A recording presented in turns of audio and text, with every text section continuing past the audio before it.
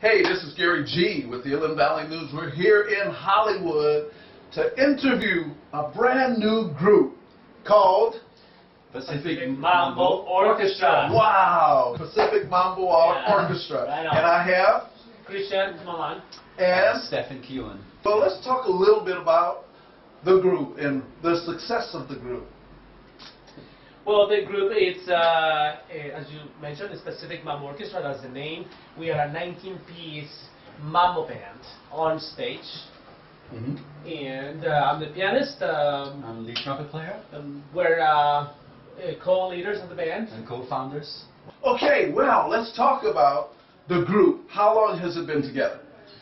Well, we started in the fall of 2010. Okay. So a fairly short amount of time. It was October 2010 when we actually started playing our first shows. And where are you located? Where do you start at? Where's your home base? Well, we're home base in San Francisco. Okay. We were born and raised in the core of San Francisco. And we started in a club called Café Kokomo, which at some point was voted one of the top Latin clubs in the country. And that's our home base. And we started playing every Monday night for an entire year.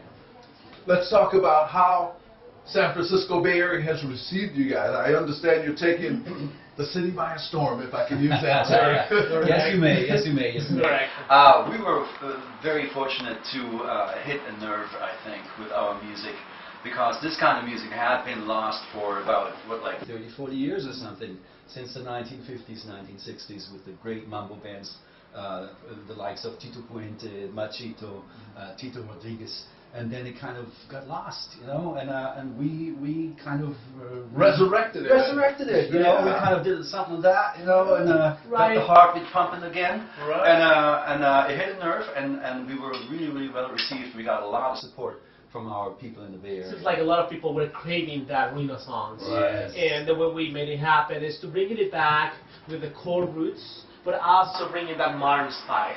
Right. Making it sound something modern, something that is more for our days.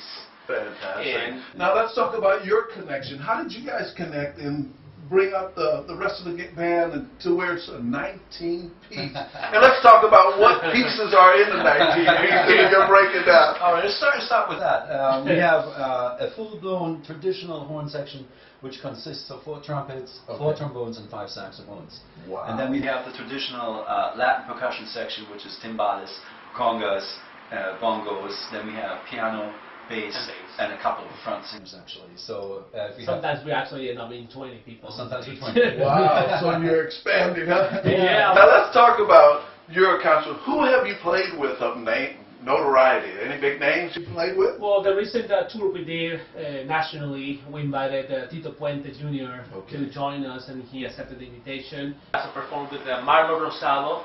He won the Grammy last year for Best Tropical Album, so he was very happy to join us on the tour. Also with Willie Torres, he's won many Grammys. Lead singer with Spanish Horn Orchestra. Yeah. So that was just a tour we just finished. Wow. Individually, we have performed with different names, most Puerto Rican celebrity singers, Now, with your 3-year growth or being together, how surprised are you that you're nominated for a Grammy? It's very rewarding, I would say. Surprising, it is surprising, but I also believe that this has been the result of hard work, not only from us, but also from every single musician in the band who have put a lot of heart, and they believe in the project since day one.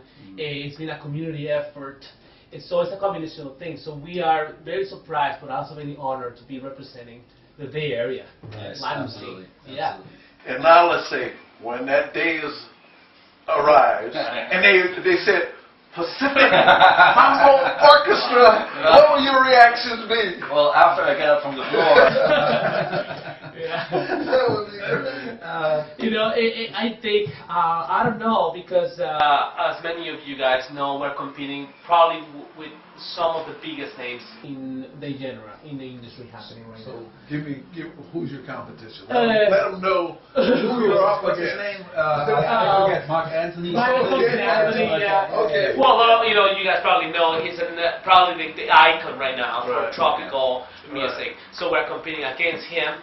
We're competing against GaryGeorge. Not a lot of people know about him, but he is the main producer. He's like the Quincy Jones in the salsa scene. He is the producer of Mark Anthony himself. This is his home baby. This is his CD that he produced. He put everything together. The other people we're competing against is Los Angeles Azules. This is a cumbia band that I grew up listening to. So now here I am, like competing with them now for a Grammy. And of course Carlos Vives. I mean, he won the Grammy the Latin Grammys for Best Artist of the Year. And so did Sergio George. I mean, you So were did like a couple. Sergio George. So they already have a Grammy. They don't need another one. So it's really an honor, just to be there, mentioned right next to them. Yeah. For us, we feel like it's a battle that is already won for us. Right. Not because we want to be bringing home a Grammy or not, because we are there competing with them. It's an honor. We're representing. It's a success for all independent artists for having us there. You just even being on that list. So you're on that plateau. You've reached a level so quickly. And I'm sure that people are looking and saying, taking notes, hey, these guys are serious. Now let's talk about the album. Talk about what is the hot song or hit on the album. I'm sure all of them are hot, but what's the biggest one that brings people, make them overjoyed? He gave it away. He gave it away. Yeah, I mean, it would be, I think the one that most people talk about is Overjoyed by Stevie Wonder. That we covered for the record, and we had the fortune, I want to say, to have Kenny Washington, the jazz singer from the Bay Area, which is beyond fantastic jazz singer, record that for us. And of course, the approach is Latin. You want to hear Stevie Wonder's song in Mambo in Latin, which makes a huge difference. And this is one of the main hits. Overjoyed is one of the most downloaded tracks on iTunes, for instance. But also, it's also geographically interesting, because if we go over and ask people from Colombia, track number 4, which is La Misión, which is considered salsa dura, like hardcore salsa. That's probably the most popular in Colombia. And we just found out that in England, the big band bachata, which is the first time it's been done on a record, that the bachata style, which is hot right now in the Latin community, it's been performed at a big band in a orchestra format. So that's one of the hottest tracks in England now. So it goes geographically.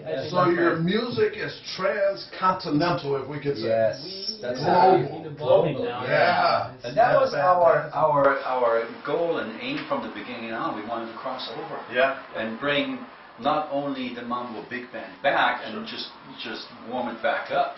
We wanted to move it forward, and when we were sitting down talking about the concept of the record, we're just like, let's take some chances, let's not hold back, let's not be fearful, it's like, do what we think, what we like. Yeah, we didn't want to put something that is only for the Latin community, that only knows salsa, We said, all the people that know nothing about how really this music and the mechanics of that works. We really want to reach people that don't know anything, people that are jazz lovers, R&B lovers, or even pop music. That's our main goal, to really reach and show them and draw them in. To this music, which is so rich. Now let me tell you, when I heard Overjoyed, I might have been a little low on joy. But I tell you, when I heard it, my joy went to the top level. I was overflowing with joy. It was tremendous. It was inspirational. And it reminded me of the time when David, the psalmist,